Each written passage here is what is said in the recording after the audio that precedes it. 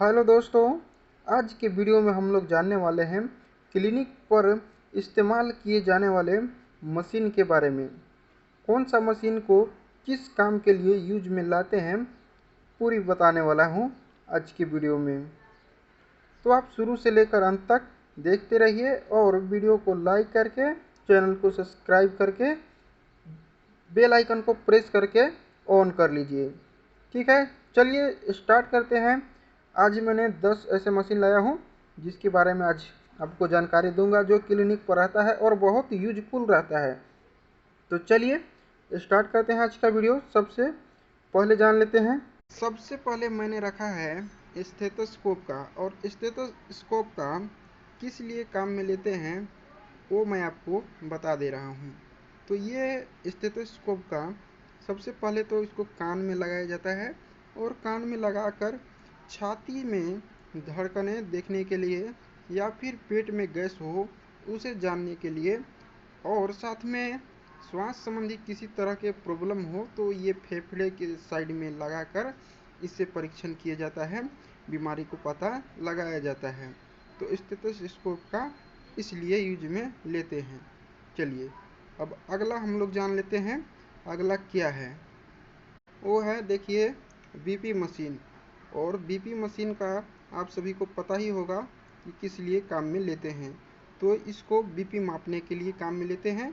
ये जो भाग दिख रहा है ये आपको हाथ में लगाया जाता है और इससे पंप करके इस तरह से दबाया जाता है और हवा पैक होता है, और उससे यहाँ पे पारे में देखकर इसको पता लगाते हैं कि उसका पेशेंट का बीपी कितना है। और ये जो है ये बहुत प्रकार के आते हैं, जैसे कि ये हो गया सस्ता, थोड़ा सस्ता दाम के है, और मैं आपको दिखा दे रहा हूँ। ये देखिए, ये हो गया एक, ये मशीन भी बीपी मापने के लिए ही है, और ये भी थोड़ा कम ही इसका प्राइस है। और अगला जो मैं दिखा रहा हूँ वो भी देखिए, जो थोड़ी महंगी हो सकती है। तो ये देखिए, इसमें देखिए बहुत सारे परीक्षण हो जाते हैं। जैसे कि इसमें क्या क्या देख सकते हैं, तो सबसे ऊपर में जो है, यहाँ से देखिए, ये और ये तो दोनों हो गया आपका बीपी का, सिस्टोलिक और डिस्टोलिक। और नीचे जो है यहाँ पे दिया हुआ ये हो गया आपका पल्स का। ठीक है, तो इसमें कितने तरह के देख सकते हैं, दो तरह के बीमारी में पता लगा सकते हैं।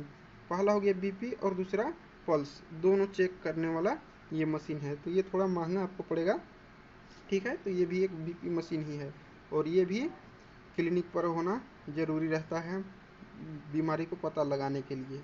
चलिए अब अगला जान लेते हैं। अगला मशीन है, ये है ब्लड शुगर मशीन।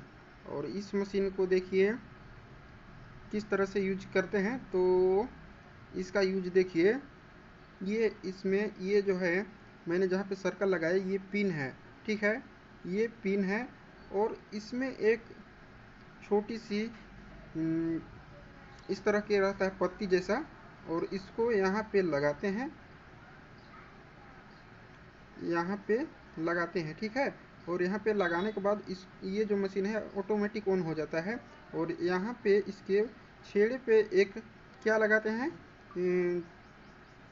आपका ब्लड का उंगली में से थोड़ा सा पिन से इससे चुभो करके वहाँ से निकालते हैं, और यहाँ पे सटाते हैं। तो सटाते ही ऑटोमेटिक ये बताने लगता है कि ये आपको ब्लड में शुगर कितना है। ठीक है, तो ये इस तरह से इसका यूज करते हैं, और ब्लड शुगर मापने में ये बहुत हेल्पफुल है, बहुत आसानी से इससे चेक किया जाता है। और दूसरा देख लीजिए मशीन, ये देखिए इसी तरह का सेम है। ठीक है, चलिए अब आगे बढ़ेंगे, हम लोग अगला मशीन को जानेंगे। तो अगला मशीन है, ये देखिए, नेबुलाइजर मशीन है। और नेबुलाइजर मशीन का यूज किस लिए किया जाता है वो आपको अच्छी तरह से पता होगा, और नहीं पता है तो मैं आपको बता दे रहा हूँ।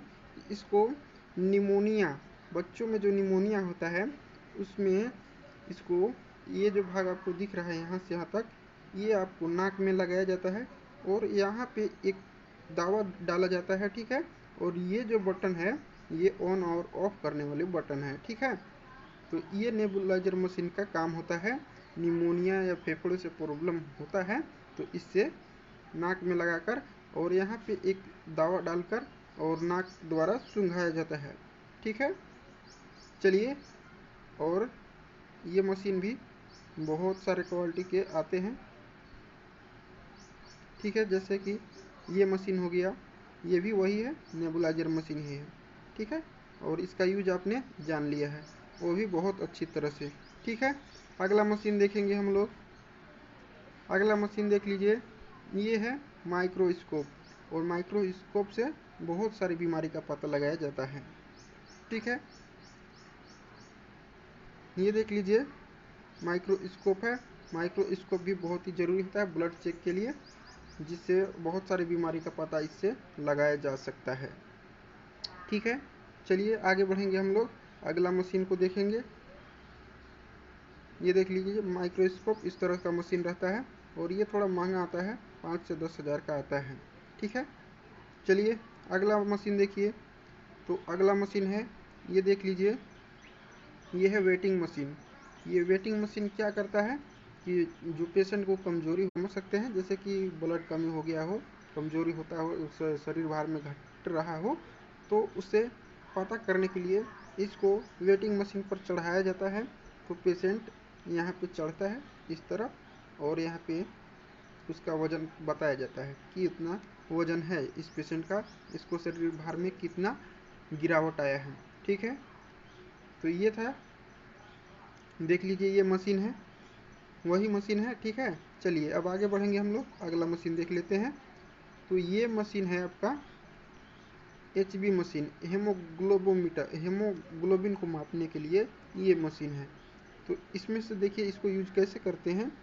तो इसमें से थोड़ी सी केमिकल निकाल करके और इस नली में डालते हैं। ठीक है, ये जो एक रोड की तरह दिख रहा है, इसी नली में डाला जाता है। कितना डाला जाता है, तो वहाँ पे लिखा रहता है 5, 10, 15, 20, तो उसमें 20 डाला जाता है। ठीक है, और यहाँ पे एक पारे देखिए, ये जो पाइप वाला है, यहाँ से देखिए यहाँ तक, ये जो है यहाँ से यहाँ तक एक चिन्ह दिख रहा होगा, इसके लेफ्ट साइड में देखिए, ध्यान से दिख रहा होगा।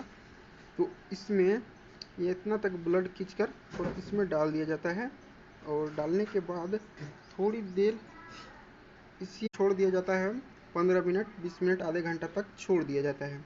उसके बाद इसमें डिस्टिल वाटर मिला करके, और ये जो बगल में आपको 2 कलर दिख रहे होंगे पीला पीला, उससे मैचिंग कराया जाता है। और मैचिंग होने के बाद जो रिजल्ट आता है 10, 12, 15, 6, 7, 8, 9, 10 कितना भी आ जाए, तो वही इसका HB होता है, हेमोग्लोबिन होता है। ठीक है, चलिए आशा करता हूँ आपने इसको भी समझ गए होंगे। ठीक है, इसका यूज, इसका नाम, इसका क्या नाम था, हीमोग्लोबिन मीटर। चलिए अब देखिए अगला देख लीजिए, ये देख लीजिए हीमोग्लोबिन मीटर इस तरह से रहता है। चलिए अगला मशीन है, ये है ड्रॉपलेट मशीन।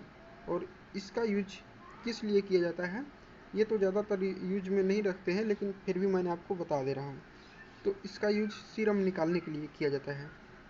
अगर आपने किसी को ब्लड ले रखा है और उससे सीरम निकालने में थोड़ी तो समय लगता ही है, तो समय को बचाने के लिए ये मशीन आपको बहुत हेल्पफुल रहेगा। तो इसमें नली आती है छोटी छोटी इस तरह से, तो इसमें जब इसको ऊपर से खोलिएगा तो इसमें छेद दिखेगा, 6-7 छेद दिखेगा इस तरह से, जहाँ पे। ठीक है, एक इधर है तो एक उसके सामने, एक इधर है तो एक उसके सामने। तो इसको कैसे यूज करते हैं मैं आपको आइडिया थोड़ा दे रहा हूँ।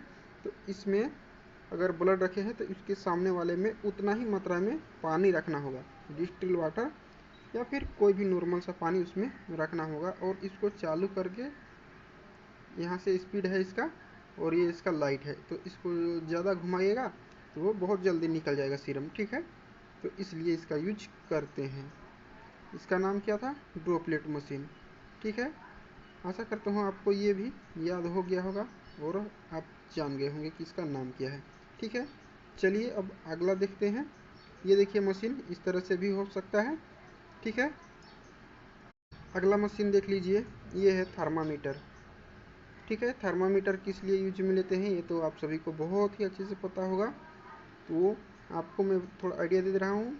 यहाँ से देख लीजिए, इसको मुंह के नीचे या फिर कंधे के नीचे दबाया जाता है, और यहाँ से इसको दबा करके इसको ऑन कर लिया जाता है, जिससे आपको फीवर को पता लगता है, इसमें कितना बुखार है पेशेंट को। तो ये दो तरह से बताता है। एक तो हो गया यहाँ पे फ़ारेनहाइट पे हो गया और एक हो गया सेल्सियस पे। तो नॉर्मल व्यक्ति का कितना रहता है, तो रहता है 97 फ़ारेनहाइट, ठीक है, 97 फ़ारेनहाइट रहता है। और सेल्सियस में बात करें तो कितना रहता है, 37 डिग्री सेल्सियस पर किया जाता है। चलिए, इसका भी आपने समझ गए होंगे। और ये भी दो तरह के आते हैं। एक हो गया ये जिससे ये सुरक्षित रहता है, ये टूटता नहीं है जल्दी क्योंकि ये प्लास्टिक का बना हुआ रहता है। और अगला देख लीजिए, ये अगला मशीन है। ये मशीन किस लिए रखते हैं, तो ये मशीन आपको एक्सरे जो होता है, एक्सरे को देखने के लिए ऐसे हवा में करके देखते हैं ना, धूप की तरफ करते हैं तो उससे अच्छी लाइटिंग मिलती है और दिखने में आसानी होती है। तो उसी के समस्या को दूर करने के लिए इसको यूज करते हैं। तो अगर मान लीजिए कि अगर आप धूप में हैं तो उसे देख सकते हैं, पढ़ सकते हैं, समझ सकते हैं, लेकिन आप किसी रूम में हैं अंधेरे, मतलब चैम्बर में, लाइट उठ तो रहता है लेकिन उतना अच्छा से नहीं दिखता है। तो स्पेशली डॉक्टर जो है इसको अपने जहाँ पे बैठते हैं उसको बगल में रखते हैं और इसमें यहाँ से यहाँ तक जो है, यहाँ से इसे फंसा दिया जाता है इस तरह से और इसको ऑन कर लिया जाता है। ऑन करने के बाद इसमें लाइट जलता है पूरा यहाँ से यहाँ तक, जिससे एक्सरे साफ दिखाई देने लगता है। तो एक्सरे को पढ़ने के लिए ये मशीन को यूज में लाते हैं, ठीक है।